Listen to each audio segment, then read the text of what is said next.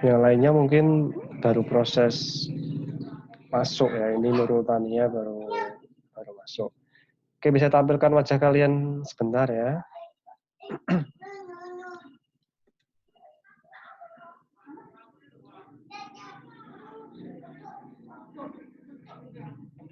Mbak Nurul Tania, Mbak Suprapti, Mbak Novia. Oke, Mbak Novia, Mbak Suprapti bisa tampilkan wajahnya sebentar. Lainnya. Oke, selamat sore semuanya ya.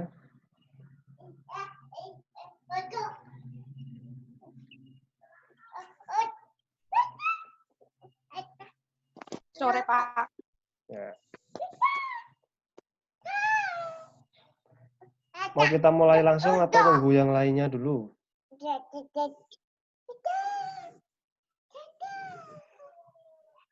Nunggu yang lainnya dulu, Pak. Tunggu yang lainnya dulu. Kurang berapa orang? Kurang tanya sama Mbak Rani. Nah, itu Tania udah Terus di atas. Oh, masih tanya. banyak kan. Oh. Mau nunggu dulu? Langsung aja enggak apa-apa ya, nanti biar lainnya biar nyusul ya. Oh ya udah Pak, langsung aja. Nanti kalau yang lainnya pengen diulang ya nanti bisa kita ulang ya. Ya Pak. Ya, selamat sore semuanya. Assalamualaikum warahmatullahi wabarakatuh ya. Ya, Pak. Waalaikumsalam warahmatullahi wabarakatuh. Ya. Kelihatan yang saya share di sini? Kelihatan enggak? Kelihatan Pak. Kelihatan. Oke. Kelihatan, Pak. Ya. Ya. Kita masuk ke 7 lapisan OSI. Ya. 7 lapisan OSI layer itu terdiri dari lapisan fisikal atau lapisan fisik, ada lapisan data link, ya, ada lapisan network, ada lapisan transport, ada lapisan session, presentation, dan yang terakhir ada lapisan application. Ya. Kita mulai dari lapisan, ya, masih proses ini. Ya. Jadi 7 lapisan OSI itu merupakan Open System Interconnection atau disingkat OSI.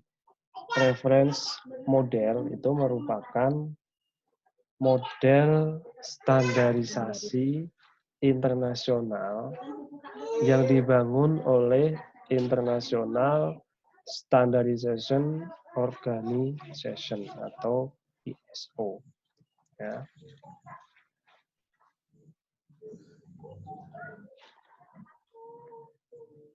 Dan International Telecommunication Union Telecommunication atau ITZU-T.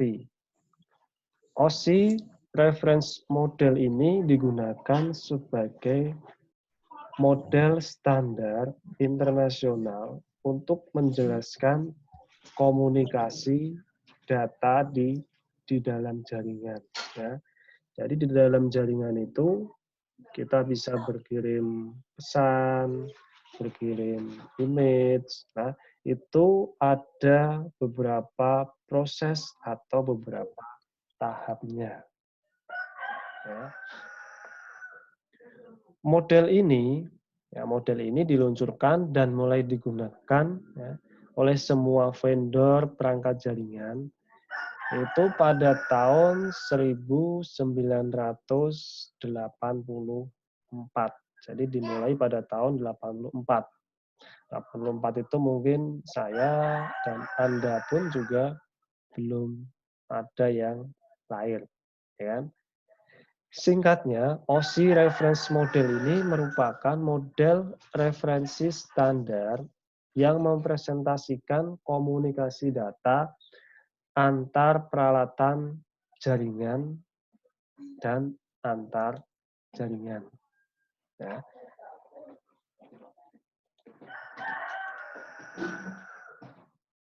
Ada beberapa keuntungan jika kita menggunakan OSI reference model.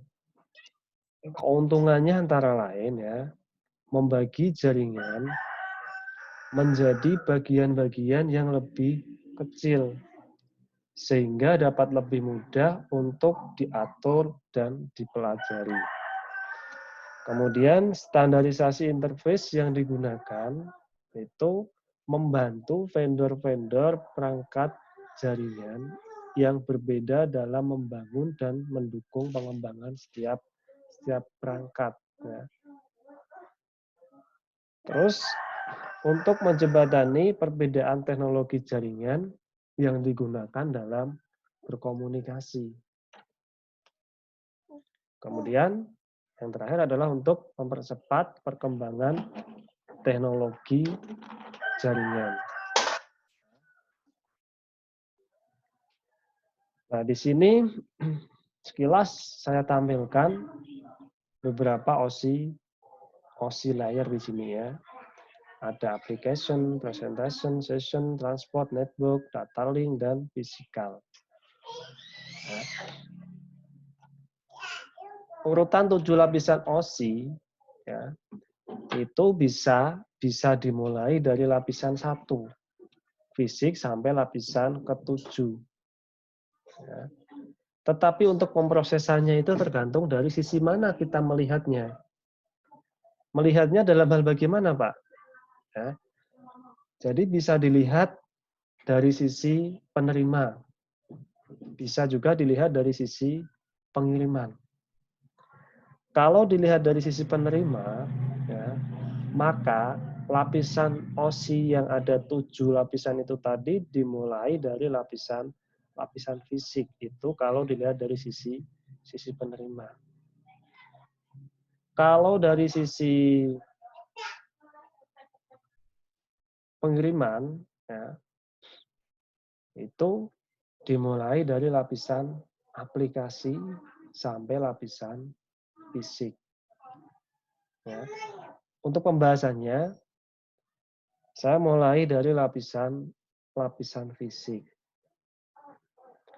Lapisan fisik ini merupakan lapisan di mana terjadi proses konversi data dari digital ke analog atau dari analog ke digital. Sinyal analog yang dihasilkan itu tergantung media transmisi yang digunakan. Bisa media tembaga. Nah, media tembaga ini berarti media kabel tembaga, media fiber optik atau media wireless. Ya. Data digital akan dikonversi ke sinyal listrik jika media transmisi yang digunakan itu menggunakan media kabel tembaga. Data digital dikonversi ke sinyal cahaya jika media transmisi yang digunakan adalah media fiber optik. Kemudian data digital itu akan dikonversi menjadi sinyal radio atau gelombang radio jika media transmisi yang digunakan merupakan media wireless atau nirkabel atau tanpa kabel.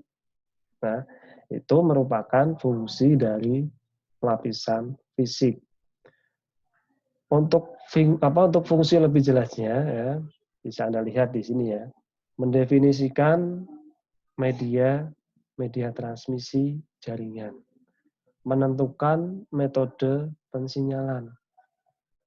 Melakukan konversi digital ke analog itu jika berada di sisi pengirim. Atau sebaliknya, yaitu melakukan konversi dari sinyal analog ke sinyal digital jika berada di sisi penerima. Ya. Terus selanjutnya, menentukan arsitektur jaringan seperti Ethernet atau atau token ring. Yang terakhir adalah menentukan topologi jaringan dan pengkabelan. Nah, kemarin kita sudah bahas tentang topologi jaringan. Topologi jaringan itu ada topologi bus, topologi bintang, topologi pohon, topologi mesh, topologi cincin. Nah, itu merupakan topologi jaringan yang kita bahas pada minggu-minggu kemarin. Nah, selanjutnya kita masuk ke lapisan data link. Nah, ini lapisan yang kedua.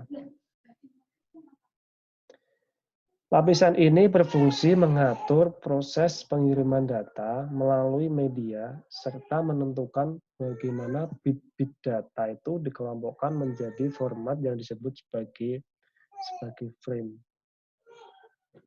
Ya. Untuk lebih lengkapnya, pada lapisan data link ini itu mempunyai fungsi antara lain ya, mengatur proses pengiriman data melalui media, menentukan bagaimana bit-bit data itu dikelompokkan menjadi format yang disebut frame, melakukan pengalamatan secara fisik atau perangkat keras secara MAC address. Kemudian menentukan perangkat-perangkat jaringan beroperasi seperti NIC, switch layer, dan bridge. Kemudian melakukan flow control, ada yang terakhir adalah koreksi kesalahan yang ada. Di sini ada frame, ada MAC ya. Mungkin Anda masih bertanya-tanya, itu apa sih Pak? Coba saya lihatkan di sini ya. MAC atau di sini disebut sebagai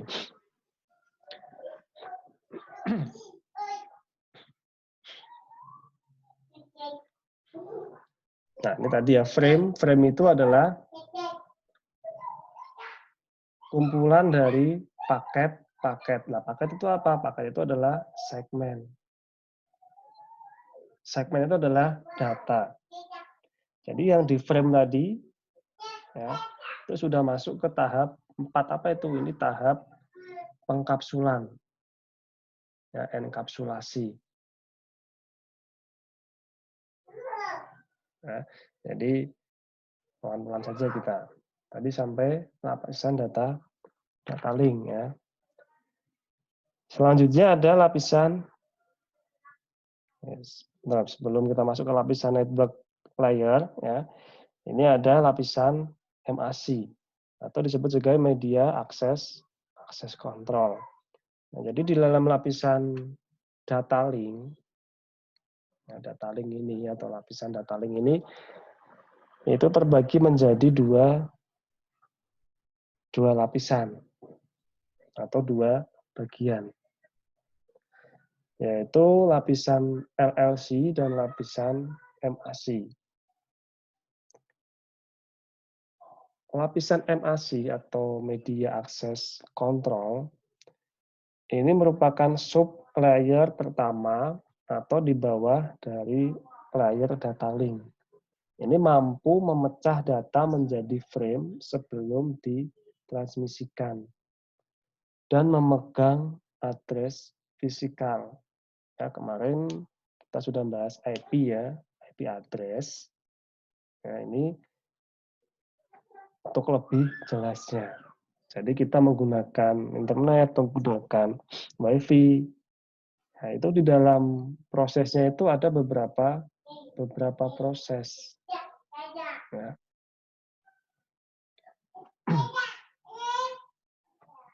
Kemudian fungsi dari media akses kontrol ini adalah untuk mengkoordinasikan akses langsung terhadap lapisan fisik dengan metode akses kontrolnya adalah carrier sense multiple access with collision detection. Nah, atau juga carrier sensor multiple access with collision avoids DAN. Kemudian ada lapisan LLC.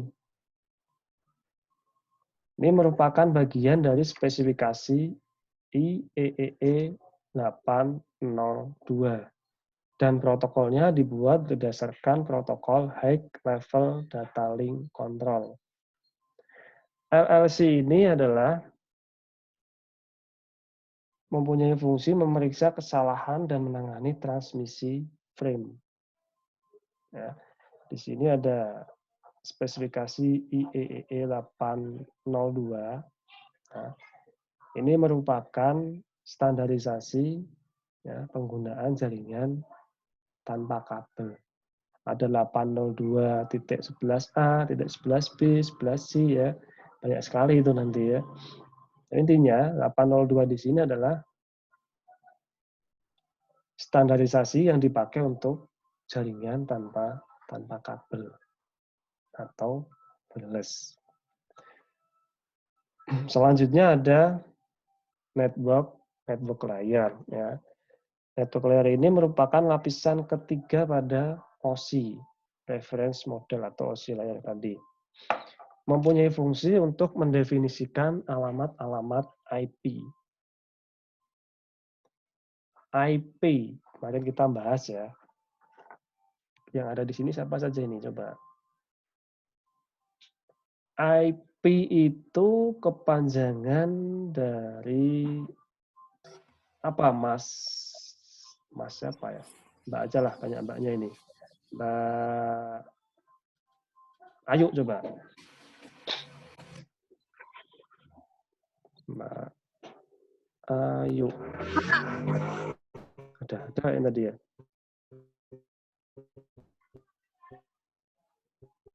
Apa Mbak IP kepanjangan dari apa IP?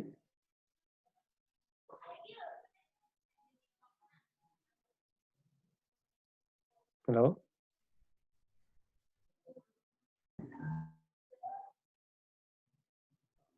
Oh, mungkin jaringannya ya. Tidak tahu, Pak. Oh. Mulainya Mbak Tania. IP Mbak Tania. IP kepanjangan dari Internet Protokol Address, Pak. Internet protokol aja.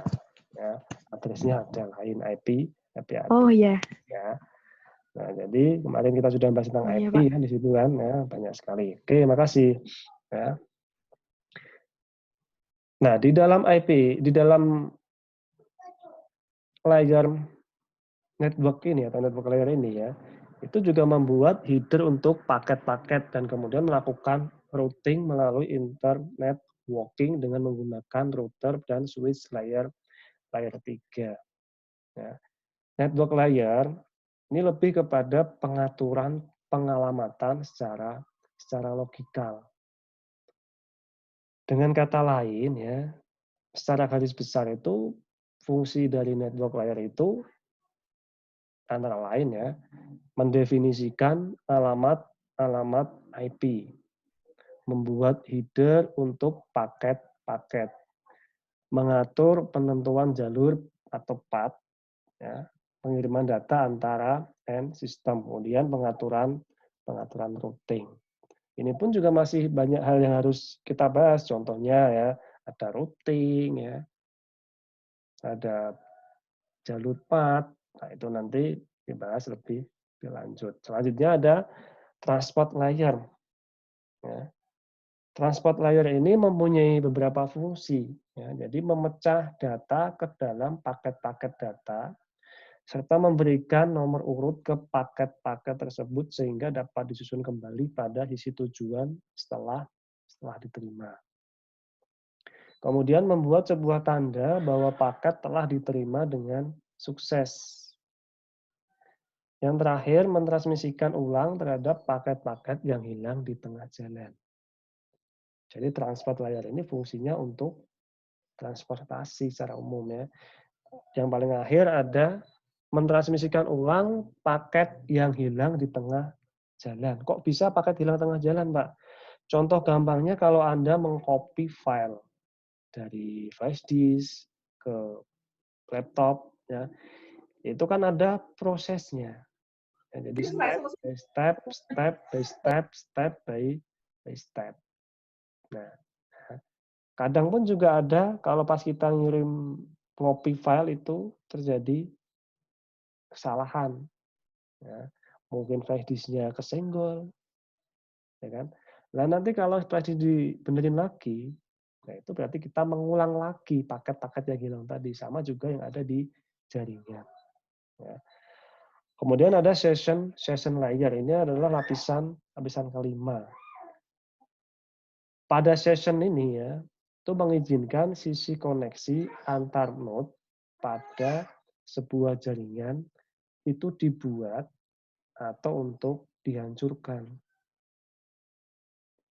Session layer ini mempunyai tanggung jawab untuk melakukan sinkronisasi antara pertukaran data antar komputer, kemudian membuat struktur sesi komunikasi. Dan beberapa masalah yang berkaitan secara langsung dengan percakapan antara node-node yang saling terhubung di dalam jaringan. Selain mempunyai tanggung jawab tadi, lapisan ini juga mempunyai tanggung jawab untuk melakukan fungsi pengenalan nama pada tingkat jaringan logis dan juga menetapkan port TCP dan port-port komunikasi. Sebagai contoh, protokol NetBIOS itu dapat dianggap sebagai sebuah protokol yang berjalan pada lapisan ini. Secara umum, session layer itu berfungsi untuk mendefinisikan bagaimana koneksi dapat dibuat, dipelihara, atau dihancurkan. Ya, melakukan pengenalan nama jaringan yang logis serta menetapkan port komunikasi. Jadi contoh gampangnya kalau kita mau masuk ke dalam jaringan, kadang membutuhkan username sama password, ya kan? Username, password itu kalau sama kita masuk, berarti dieksekusi. Tapi kalau tidak sesuai itu berarti diblok atau dihancurkan. Ya. Ini fungsi dari session layer. Kemudian ada lapisan presentasi atau presentation layer di sini. Ya. Presentation layer ini merupakan lapisan ke-6 ya, di dalam OSI reference model. Fungsinya apa? Ya. Untuk mentranslasikan data yang hendak ditransmisikan oleh aplikasi ke dalam format yang dapat ditransmisikan melalui jaringan. Secara umum, fungsi utama dari lapisan presentation layer ini adalah menjamin data dapat dibaca oleh sistem yang menerima data. Kemudian menentukan format data yang dikirimkan atau diterima. Menentukan struktur data. Mengatur data transfer sintak bagi application layer. Nah, jadi fungsi dari presentation layer itu mentranslasikan data yang hendak ditransmisikan oleh aplikasi ke dalam format yang dapat ditransmisikan. Karena kalau kita mengirimkan suatu data atau file ya, di dalam jaringan, itu ada kalanya akan diblok oleh jaringan itu sendiri. Contohnya kalau kita mau mengirim email, ya, itu tidak semua data bisa dikirim lewat email. Contoh data yang tidak bisa dikirim lewat email, itu yang mengandung aplikasi atau .excel. Atau bisa juga yang disisipi oleh virus, spyware, malware, itu tidak bisa dikirimkan melalui email. Nah, jadi di dalam pengiriman data di dalam jaringan internet itu sudah diatur sedemikian rupa bagaimana caranya supaya data yang kita kirimkan itu bersifat aman, ya, bersifat aman dan tidak ada virus yang masuk. Tapi ada kalanya juga dirasa sudah aman, kadang pun virus juga bisa masuk. Ya. Jadi itu pintar-pintarnya kita dalam mengirimkan suatu data. Ya. Kemudian yang terakhir adalah lapisan aplikasi atau application layer. Di dalam application layer ini ya, mempunyai beberapa fungsi. Fungsinya apa? Sebagai antarmuka dengan aplikasi, ya, dengan fungsionalitas jaringan. Mengatur bagaimana aplikasi dapat mengakses jaringan dan membuat pesan-pesan kesalahan. Nah, application layer ini yang sering kita jumpai, sering kita buka, ya, karena bentuknya aplikasi. Sebagai antarmuka, jadi interface dengan aplikasi dengan fungsionalitas jaringan. Jika kita mau masuk ke suatu jaringan, ya, kita membuka aplikasi apa saja untuk masuk ke jaringan itu, nah itu jadi masuk ke application layer. Ini aplikasi yang sering kita buka. Ya. Sedangkan contohnya itu adalah HTTP. Ya. Anda kalau mau browsing di internet itu pasti depannya ada tulisan HTTP. Ya kan? Tanpa Anda sadari, Anda ngetik apapun, itu Anda pasti membuka yang namanya HTTP. Ya. Nah, itu merupakan layer application, ya, lapisan aplikasi. Itu lapisan yang kita gunakan untuk kita pegang. Ya. Kemudian selanjutnya ada proses encapsulation dan decapsulation. Jadi perlu kita ketahui ya, dan kita pahami pula bahwa setiap data itu yang akan kita kirimkan ke jaringan, yaitu melalui sebuah proses yang disebut dengan proses data encapsulation atau enkapsulasi data. Sebaliknya, ya, jika data diterima, maka data tersebut ya, sebelum kita baca, ya, sebelum melalui proses yang disebut sebagai proses data decapsulation atau dekapsulasi data. Ini fungsinya untuk menjaga keamanan data. Nah, masih di dalam OSI layer ini ya, jadi proses itu masih di dalam OSI layer di sini tadi. Ini, ya. Ini bentuknya. Tapi sebelum kita masuk ke sini ya, jadi di sini ada yang namanya data, segmen, paket, frame, bit. Bit, frame, paket, segmen, data. Data itu ada di layer application, presentation, dan session. Segmen ada transport, network ada paket, frame data link, dan bit lapisan fisik, lapisan yang paling bawah. Kita coba buka ya, enkapsulasi. Enkapsulasi itu adalah suatu proses yang membuat satu jenis paket data jaringan itu menjadi jenis data lainnya. Kalau dekapsulasi itu adalah proses pelepasan header-header yang telah ditambahkan pada paket data yang dikirim. Sedangkan enkapsulasi data itu merupakan proses pemberian informasi itu bisa berupa header atau trailer. Menjadi paket data protokol data unit sebelum dikirimkan ke layer selanjutnya. Untuk memahami proses enkapsulasi data, ya, maka kita harus memahami dulu tahapan yang dilakukan dalam proses enkapsulasi. Apa itu prosesnya? Coba kita bisa lihat di tahapan-tahapan berikut ini. Ada lima tahapan.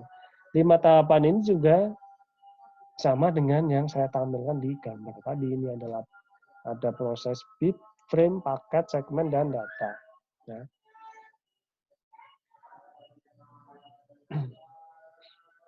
Kita mulai dari tahap 1 ya. Protokol data unitnya adalah data, ya. PDU atau protokol data unit. Pada tahapan ini itu terjadi proses perubahan format aplikasi protokol data unit yang disebut sebagai data. Ya, yang dikirimkan melalui media jaringan. Medianya tadi ada media tembaga, ya, media fiber optik atau media wireless. Ya. Yang tahap kedua ya itu adalah segmen. Protokol data unitnya adalah segmen. Pada tahapan ini terjadi proses pengumpulan data yang akan dikirimkan menjadi paket data yang disebut segmen. Paket yang ketiga itu ada paket. Ya, tahap ketiga ada paket. Ya. Itu pemberian informasi atau network header dan alamat logikal atau IP address asal dan tujuan paket. Tahap 4 itu adalah frame. Ya.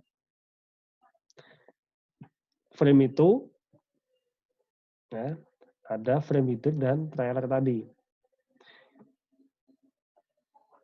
Yang terakhir adalah paket atau tahapan bits. Ya. Itu terjadi proses konversi paket digital menjadi sinyal-sinyal listrik atau sinyal-sinyal tadi ya cahaya atau sinyal-sinyal gelombang radio tergantung media yang digunakan tadi. Apa yang digunakan medianya? Media tembaga kah, media fiber optik kah, atau media nirkabel atau wireless. Ya. Jadi sama dengan yang di atas tadi ya, yang awal tadi saya bilang yaitu tergantung dari mana kita melihatnya, dari sisi pengirim atau dari sisi penerima. Nah, untuk lebih jelasnya ada di gambar di sini ya. Jadi di dalam lapisan fisik itu terjadi proses bit, ya, konversi digital tadi ya. Data link itu adalah frame, ya. Ada frame header, network header, data, frame trailer, ada paket, itu network header dan data tadi. Kemudian ditransport, ya. Pada layer transport ini data menjadi sebuah segmen. Ya, jadi segmen nanti dipecah menjadi atau digabungkan menjadi data. Nah, jadi dari bit, frame, paket, segmen, data. Atau dari data, segmen, paket, frame, bits. Tergantung kita nanti melihatnya dari sisi mana. Ya, dari sisi penerima atau dari sisi pengirimnya. Di atas saya lihat tadi, apa sebelumnya saya sebutkan tadi ya, kalau dari sisi penerima, ya, itu jadi dari lapisan aplikasi ke fisik. Kalau lihat dari pengiriman, berarti dari fisik ke aplikasi. Ya.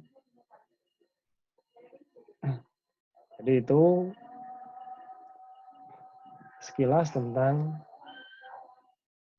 aplikasi layer atau lapisan OSI. Ya. Bisa ditampilkan wajahnya dulu sebentar ya, sebelum saya close ya.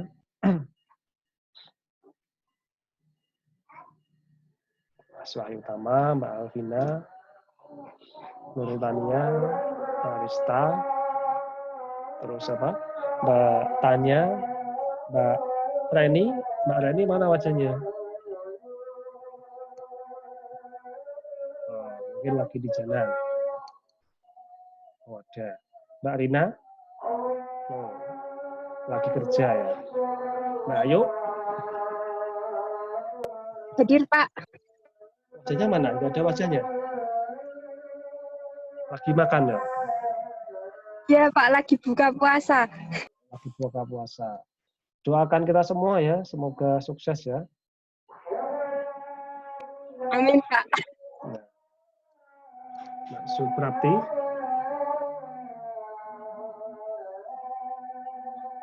Ya, bagaimana saja. Oke, ya. Itu tadi penjelasan tentang lapisan OSI. Ya. Adakah yang belum jelas?